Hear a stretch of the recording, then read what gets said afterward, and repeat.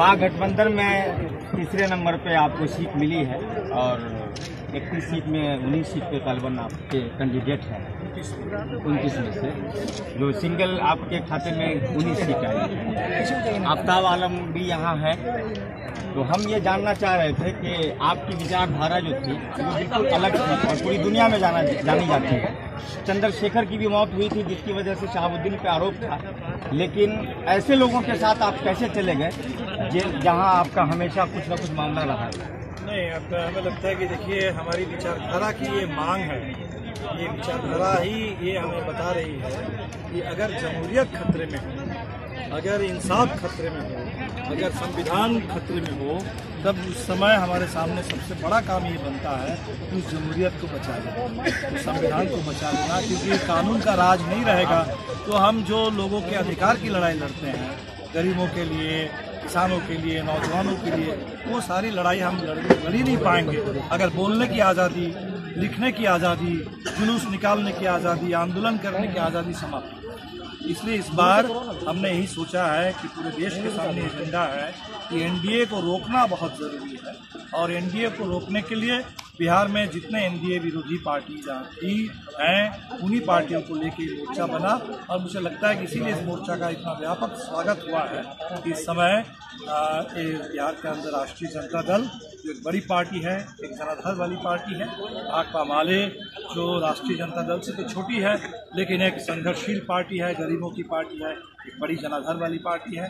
तो इन पार्टियों के बीच में पहली बार जो एकता बनी है बिहार में, मैं देख रहा हूँ इससे बहुत जबरदस्त लोगों में एक उत्साह का। इस चुनाव में सबसे बड़ा मुद्दा सर क्या है आपके लिए? सबसे बड़ा मुद्दा देखिए, एक तो हमने जैसे कहा कि लोकतंत्र को बचाना, बिहार को बचाना, और बिहार के अंदर और पूरे देश के अंदर इस समय लोगों के सामने रोजगार बहुत बड़ा सवाल है कि हम सब लोग बहुत मार खाएंगे। लॉकडाउन की जो मार है सबसे ज़्यादा बिहार पर, और लॉकडाउन की मार सिर्फ भूखमरी और बेरोजगारी नहीं बल्कि पीड़ा के साथ साथ बहुत अपमान, और उस अपमान का भी बदला लेना है। इसलिए मैं तो समझता हूँ कि रोजगार और रोजगार के साथ साथ स्वाभिमान की भी बात है, क्योंकि नीतीश कुमार जी ने 2015 में हमारे स्वाभिमान को बहुत बड़ा धक्का पहुँचाया।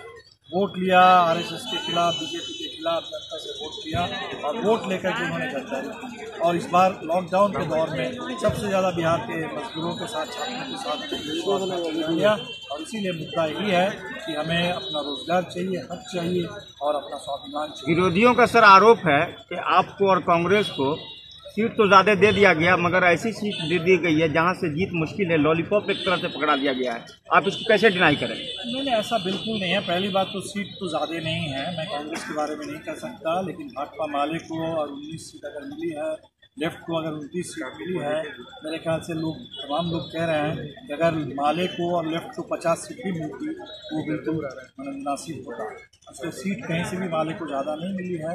हाँ, कुछ कठिन सीट जरूर है, और कठिन पर लड़ करके जीत हासिल करना ये तो क्रांतिकारियों का काम है। बहुत जो लड़ रहे हैं इस समय पूरे जोखिम उठा करके लड़ रहे हैं, पूरे देश में सारे नौजवान जो लड़ रहे हैं उनको तो पता है इस देश में लड़ने का मतलब जेल में जाना पड़ता है। सर, हम जब क्षेत्र में घूम रहे हैं तो काफी अच्छा संदेश जनता में है कि आप साथ आए, लेफ्ट साथ में आई महागठबंधन के साथ में, तो जो वोट बढ़ जाता था, जो सेकुलर वोट था, अब एक होगा।